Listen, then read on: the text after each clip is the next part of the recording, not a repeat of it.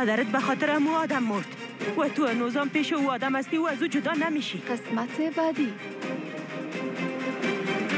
یک روز پدرت دفتن در مقابلت بیاید، باز چی میکنی؟ یکم زیاد بیماناست به خاطر که مرداری به پس نمیاین.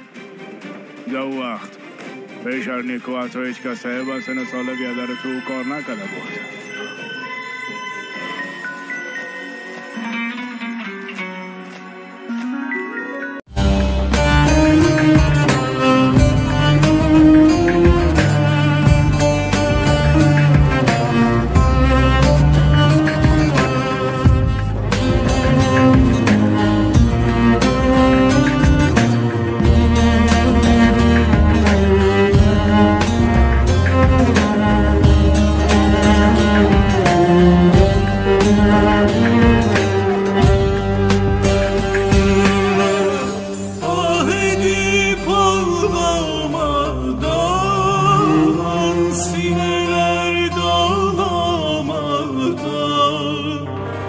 Su gibi çalmamadan